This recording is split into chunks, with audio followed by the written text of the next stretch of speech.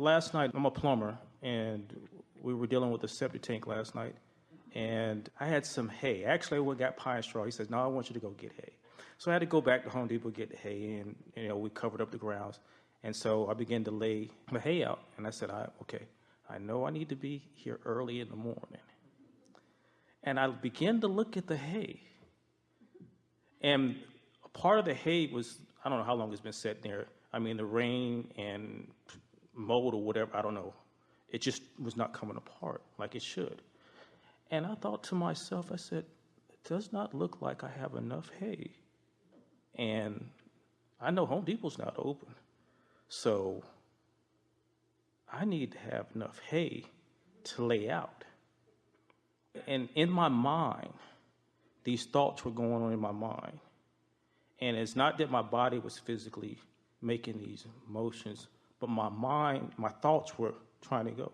So I called the Spirit God or Abraham or whatever, said, Paul, calm down. Calm down, Paul, calm down. And what it was saying was, calm your thoughts down. And when I finished, I found myself laying out more hay over the whole entire area where I thought I might have need another 2 or 3 bushels. So shortage consciousness hasn't got anything to do with the reality of the condition.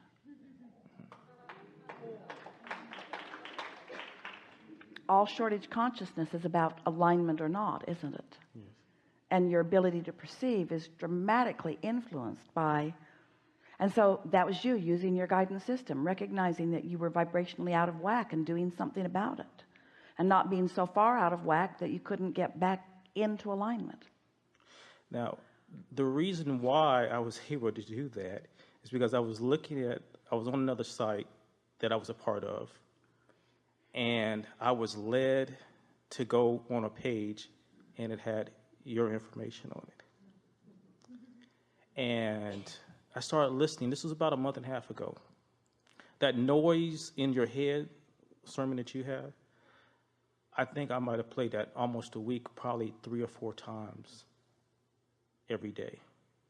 And I just keep going over because I want to get rooted. I want to get grounded in understanding what it is that you're saying, because it's very simple, yet in our daily actions and everything that we come across, we make it so complicated, and it's not as complicated as one would think, because everything that you're saying is very simple. If we tune in, we turn to that channel, there is so much out here that can bring us to the alignment in which you're talking about. So that's why I keep repeatedly going over while I'm working. I'm letting it go on in my ear constantly over and over and over and over again so that I understand. And that was the reason why I was able to do what I did last night so quickly.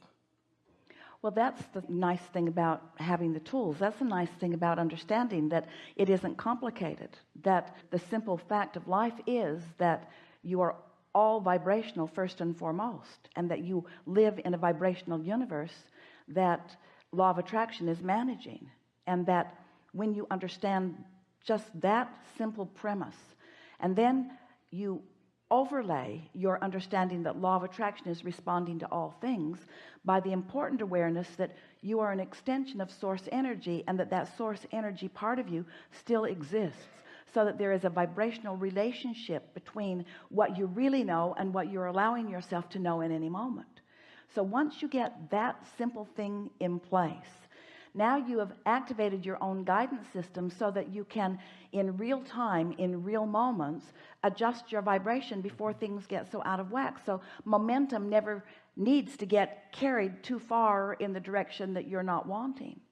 This is what deliberate creation really is. We are especially enjoying the conversation as it relates to taking life as it comes to you. We like your realization that there is guidance in all things, that you always stand in a place where the path of least resistance has already been revealed to you. The question is, are you in a place of realizing what that path is?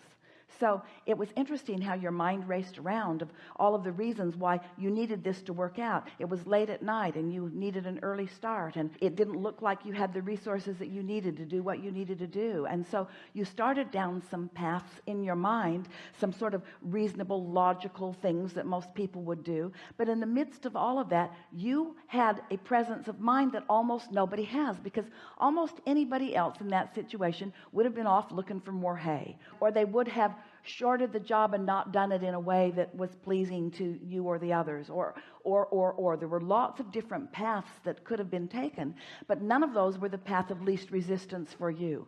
You wanted to finish, and you wanted to finish it right, and you wanted it to be the way you wanted it to be. And then that receiving of that, just calm down, just take a minute, just take a beat, just come into alignment. In other words, the resources are always there, and the resources are not just eventually there. The resources are always right here, there. They're here, and they're here now. You see, you just have to tune to them, and that's what makes people, and we can feel you on the verge of this, wanting to proclaim the miracles that you are enacting all day, every day. In other words, all kinds of freaky things happen that give you the evidence that you are in the right place at the right time, receiving a sort of supernatural, even freakish advantage that most cannot explain, but you're beginning to find a way of explaining it. You're beginning to understand the rightness of where you stand and the resources that are available for you at all times. Most important in this conversation is the satisfaction that you're having in the moment. We like we're reaching for the best word. We're offering Esther a vibration. She's all over the place trying. She wants to say cockiness. That's not the exact vibration that we're offering. Assuredness, security. Knowing is a good word, but there's another way of your expectation. Yes, that's the word. Your expectation of things always working out for you. That's the place that we wish you all to stand, in a place of expecting things to always work out for you, no matter what things it is that you are working on, that you are wanting to work out. Expecting things to always work out for you.